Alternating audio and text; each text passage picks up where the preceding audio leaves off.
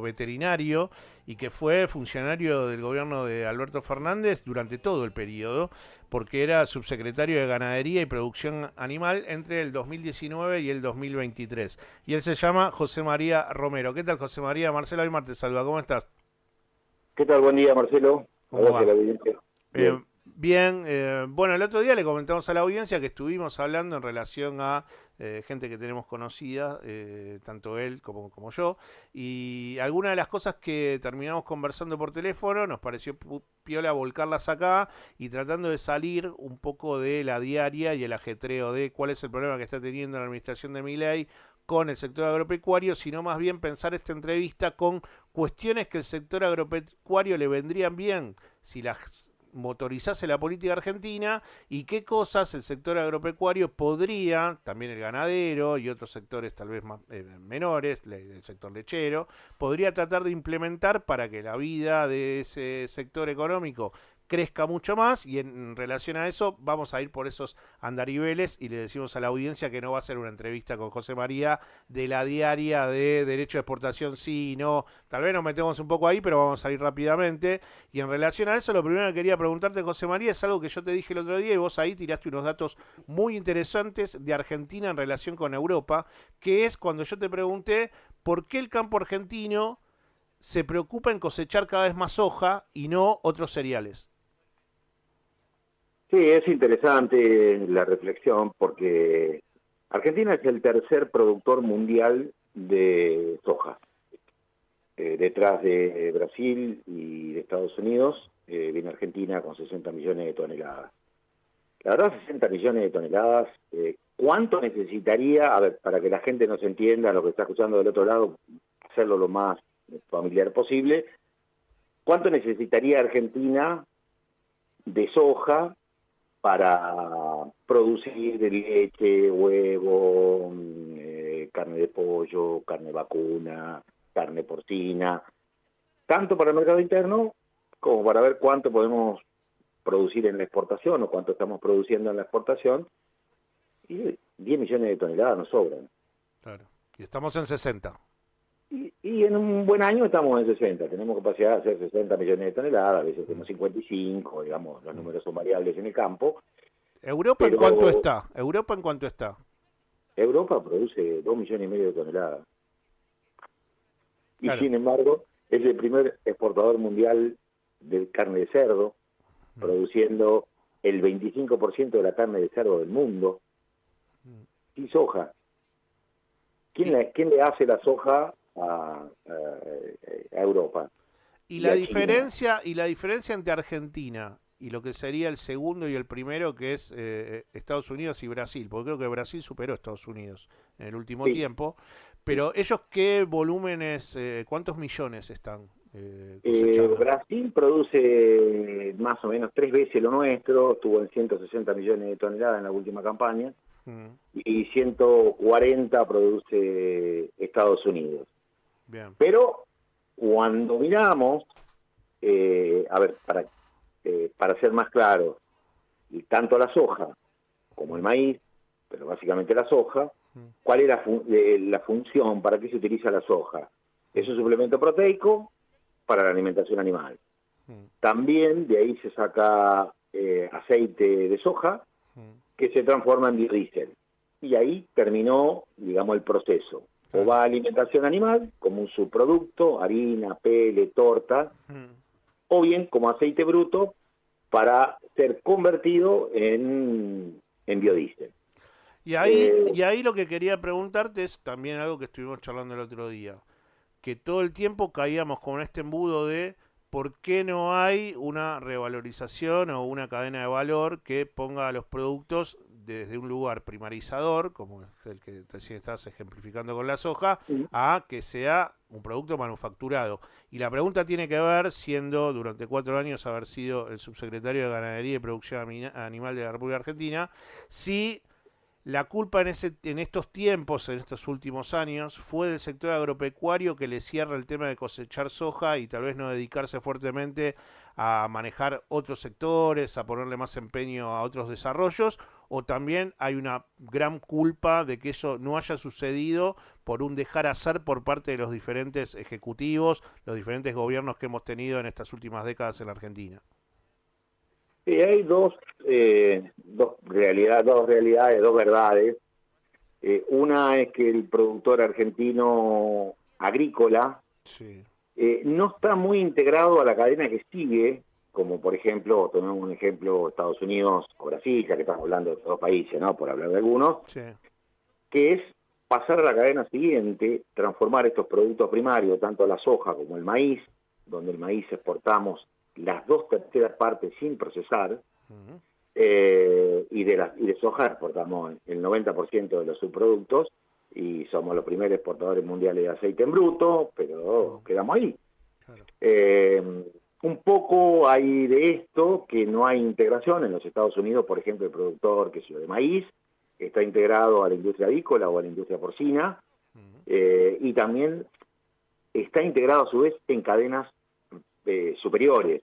Así vas a encontrar, qué sé yo, un yankee clásico, lo que decimos nosotros, Ujú. con su bota tejana, su sombrero, Ujú. comiendo una hamburguesa y diciendo, tengo una cuota aparte de esta cadena de hamburgueserías, Ujú. porque además tengo una cuota aparte de un frigorífico, Sí.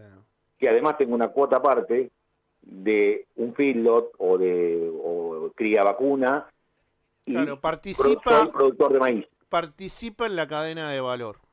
Participa en la cadena de valor, cosa que no ocurre Mm. en líneas generales en nuestro país. Recién mencionabas lo de los feedlot, y lo de los feedlot tiene que ver con que vos me decías, bueno, el argentino está acostumbrado a comer ternera y no comer novillo. Y en el Mm. mundo se vende novillo, y realmente comer carne tiene que ver con personas pidiendo comer novillo, ¿no? Que son como vacas más añejas. Y acá estamos con la cuestión del feedlot y la carne de ternera. ¿Podés explicarnos brevemente cómo es esa situación y los pros y los contras de que la Argentina en este último tiempo se haya acostumbrado a comer ternera y no novillo, en diferencia a los diferentes mercados que tiene Europa, Estados Unidos? Sí, sí. Básicamente, a ver, el mundo lo que valora es la carne vacuna pastoril. Es decir, la carne vacuna con gusto a carne vacuna. Mm. De animales más grandes. Para que la gente que nos escucha tenga una idea, nosotros en el mercado interno faenamos más o menos 6 millones y medio de cabezas para abastecer el mercado interno. Mm. Ese mercado interno tiene la res al gancho, una vez procesado en el frigorífico, faenado y colgado, tal cual la gente lo ve, Mm. 209 kilos de promedio. Es decir, que hay 6 millones y medio de animales que los faenamos con 209 kilos al gancho. Sí. El promedio nacional, agregándole la exportación, que faena animales más grandes. Cuando digo más grandes, quiero hacer una aclaración después, porque es importante. Mm. No estamos hablando de animales viejos, Mm. sino de animales jóvenes que se han desarrollado. Claro. Eh, Estados Unidos, pensemos en el promedio argentino. El promedio argentino es de 203 kilos y el promedio de lo que consumen los argentinos es de 209 kilos. Estados Unidos el promedio es 378 kilos, Mm. Brasil es 278 kilos, 275 kilos, por ahí anda más o menos según el año, Sí. y Uruguay, por nombrar un país vecino, Ah. está en 265 kilos. Mm. O sea, le están agregando a lo que consumimos nosotros en el mercado interno, en el menor de los casos, 50 kilos, 60 kilos por Claro. animal. O Mm. sea, es decir, le están agregando a 210 kilos, le agregás 60 kilos, le está agregando un 30%. Es decir, que podés aumentar la producción de carne Mm. en un 30% con la misma cantidad de animales. Claro. Lo que pasa que ellos, por lo que me estás explicando y lo que estoy entendiendo, ellos dejan que el animal llegue a ser novillo. El animal, exactamente. Y acá es Llega a como ser que, muy... bueno, es ternera, es feedlot, y bueno, y esta cuestión ¿de dónde viene este acostumbramiento de el argentino a querer comer ternera y no novillo? Y viene básicamente de dos lugares. primero que apareció el feedlot como un negocio corto, donde el animal, una vez destetado, el ternero, para que la gente nos entienda, eso pasa a los 6 meses de edad, 7 meses de edad, 8 meses como mucho, se lo desteta y se lo manda directamente a engordar al feedlot. El animal tiene 130, 140 kilos de peso, y entra a un feedlot a comer ración. Cuando llega a los 300 kilos vivo, se está engrasando demasiado, entonces hay que faenarlo. Claro. Lo faenamos vivo con 320 kilos. Eso nos da un peso de menos de 200 kilos, 160, 165 kilos al gancho. Una locura. Y es el animal que para los argentinos mayor valor tiene. Claro. Y son animales que tienen, en todo caso, en muchos casos, son animales que no tienen dientes de leche. Claro. Bueno, ¿de dónde surge? Acelerás todo el proceso. Claro, surge desde dos lugares. El primer lugar, el avance de la agricultura. Porque el avance de la agricultura hace que tengan menos disponibilidad de campo para la ganadería. Entonces apareció este negocio de engordarlos rápido, venderlos rápido. Claro. Eso acostumbró el paladar argentino a consumir un animal, ellos dicen chiquito, la gente dice chiquito, joven, tiene una costillita chiquita, y sí, es chiquito. Claro, porque toda la cuestión pastoril fue en merma por la cuestión que hablábamos al principio, de vamos a sembrar soja. Sí. Entonces, vamos a sembrar soja, vamos a sembrar maíz, vamos a sembrar girasol, vamos a hacer mucha agricultura. La ganadería no tiene la capacidad de terrenos para que pueda trabajar el proceso pastoril y bueno, vamos al feedlot. Es como un poco la explicación. Sí, sumado a que la ganadería se tuvo que correr a zonas más marginales, entonces no tenés disponibilidad de campo, calidad de campo, como para engordar ese ternero, hacer crecer ese ternero que acaba de destetarle a la vaca, recriarlo y más tarde meterlo en un feedlot solamente para terminarlo. En Estados Unidos, para que entiendan, se mete a un feedlot con 400 kilos y nosotros lo estamos faenando a los 300, 320. La única salida que tiene ampliar la frontera de cosecha de la República Argentina tiene que ver si vamos al riego, y si vamos al riego, la única salida tiene que ser el sistema de riego que ofrecen las empresas israelíes, o hay otra situación que se puede trabajar desde un lugar más en unión con Brasil. ¿Tenemos esa tecnología para trabajar Argentina y Brasil, o tenemos que indefectiblemente ir a comprarle ese negocio a ellos porque, bueno, han trabajado el riego por las características geográficas que tienen, ¿no? Son desiertos que han generado todo un desarrollo hidrográfico muy interesante. Pero bueno, la pregunta tiene que ver con eso, porque hay fronteras que se pueden llegar a expandir en tanto la cantidad de espacio cultivable que tiene la República Argentina. Sí, claramente el camino que nos queda. O sea, en el mundo, América Latina y el Caribe es el único lugar del mundo que tiene todavía tierras cultivables que podrían ser arables y dedicadas a la agricultura. Todavía podría expandirse un poquito más. El resto del mundo no tiene. Por eso está esta cuestión de primarización, digamos, lo voy a decir de una manera cruda. Cuando allá por 1930 Argentina fue un boom mundial por la exportación fundamentalmente de grano y carne a las colonias británicas, y donde toda la industria frigorífica era británica, y los ferrocarriles eran británicos, y los puertos eran británicos, y todo era británico. Posteriormente, después, Perón nacionalizó toda esta cuestión del ferrocarril y la vía férrea. Argentina fue un boom de crecimiento por exportación y fuimos denominados el granero del mundo. Yo creo que de ese lugar debemos salir, porque estar en el granero del mundo significa estar como hace 100 años. ¿Qué exportamos? Cosas para el granero del mundo. Y Argentina, creo que el desafío es estar sentado en la mesa de los habitantes del mundo, Claro, salteando el granero y yendo a la mesa, claro. ofreciéndole proteínas animales, Mm, eh, carne vacuna, carne de pollo, mm, carne de cerdo, huevo. Nosotros no tenemos límite, no tenemos límite de crecimiento. mm. A ver, voy a dar un ejemplo burdo, ¿no? Nosotros exportamos el 66% del maíz sin procesar, así Mm. como grano.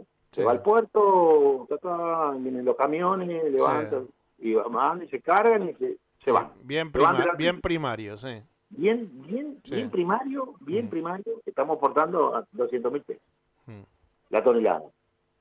Si Argentina dedicara todo ese maíz a producir carne aviar, podríamos multiplicar en por lo menos por 7 u 8 veces el volumen de carne aviar. Podríamos alimentar a la cuarta parte de la avicultura del mundo, de mm, todos los pollos que se producen en el mundo, el 25% lo podemos alimentar con nuestro maíz sin tocar el mercado interno, alimentando nuestros pollos, pero podríamos alimentar. O sea, el crecimiento puede ser por 7 veces, 8 veces. mm, En el caso de los cerdos, podemos casi aumentar 20 veces la producción de carne de cerdo mm, y proveer, qué sé yo, todo el comercio internacional de carne de cerdo podría ser de Argentina. mm, Obviamente esto no puede ocurrir de mm. la noche a la mañana, pero nosotros, Pero hay que empezar en algún momento, José sí, María. sí, hay que empezar, claro, claro. Y nosotros claramente empezamos, y en el gobierno de Néstor y en el gobierno de Cristina, a partir del año 2003, Mm, hubo una apuesta muy fuerte a desarrollar las carnes intensivas mm, y la producción de carne aviar, por ejemplo, mm. creció un 250% Sí, y la de carne porcina creció un 400%. claro. O sea, había una política activa de salir de esa primarización Mm, que hace 100 años el mundo nos dio en el reparto de producción y trabajo. mm, Ustedes hagan lo primario y nosotros hacemos lo demás, que es la producción mm, y el trabajo. O sea, cuando se van nuestros granos, en realidad estamos perdiendo trabajo, porque el trabajo se va a hacer en otro lado, mm, que es el país de origen, el país de destino, perdón, donde se producirán cerdos, se producen mm. huevos, se producen Sí. carne de pollo, Mm. carne vacuna, todo. Jo- Porque no tienen absolutamente nada, no tienen claro. capacidad. José María, nosotros queríamos hacer un acercamiento, me parece que lo hemos logrado. Seguramente después de esta primera conversación que hemos tenido, te vamos a llamar nuevamente porque hay otras ventanas que yo quiero tratar de indagar con vos. Y la verdad que fue un descubrimiento haberte conocido gracias a Ernesto Matos, que me pasó tu dato y estuvimos charlando largo y tendido entre semana. Por último, Eh, el martes 7 de octubre en la Facultad de Económicas tienen una mesa que va a moderar Ernesto, pero bueno, vendeme un poco ese encuentro, si el puede ir la martes gente. Sí, el martes a las 7, el martes 7 de octubre, es decir, el martes que viene, a las 6:30 de la tarde, Ujú, en el Zoom de la Facultad de Ciencias Económicas de la UBA, en Córdoba, al 2100, en el primer piso, sí, va a haber un conversatorio sobre agro y política económica, donde vamos a debatir estas cuestiones. mm, Va a estar Ricardo Brullaile, que fue ministro de Agroindustria de los 2 primeros años del macrismo. sí, Bueno, voy a estar yo. ujú, Va a estar Guillermo Transo Torino en representación de la Sociedad Rural de Argentina y no me sale el apellido, Silvia Gorenstein, bien, que es una investigadora del CONICET, mm, coordinadora de la línea de economía industrial e innovación. O sea, vamos a hablar un poco de esto, sí, de cómo podemos salir de esta situación de primarización, mm, porque parece que terminamos discutiendo retenciones sí, retenciones no, como claro, decíamos, qué sé yo, en la época de la guerra. ¿Guerra con Chile sí o no? sí, No, la verdad que no, en el medio hay un montón de cosas por discutir y por encontrar acuerdos mm, y por fomentar, cuestión que el Estado estos 2 primeros años de mi ley no ha hecho. mm, Bueno, las políticas para el sector agropecuario son desastrosas sí, sí, y sí, nos vamos a bueno, quedar con una doble deuda, mm, que la enorme deuda de la infraestructura, porque los que andamos por la ruta, cualquiera que nos está escuchando anda por las rutas, saben, las rutas están empezando a ser destruidas, y además nos vamos a quedar con una enorme deuda con todo lo que tiene que ver con los préstamos que se tomaron. Sí, todos los viajecitos que hace a Estados Unidos y esas cosas. José, Exactamente. bueno, nada, el martes 7 de octubre, entonces ahí en la Facultad de Ciencias Económicas te pueden volver a escuchar quienes estuvieron atentos a este diálogo que mantuvimos. Fue un placer, te mando un abrazo y estaremos hablando seguramente de aquí a unos meses más adelante. Bueno, muchísimas gracias, un saludo a la audiencia y esperemos que le haya gustado Sí, creo que la estuvo bueno, conversación. José, creo que estuvo bueno. Te mando un abrazo y siempre a disposición.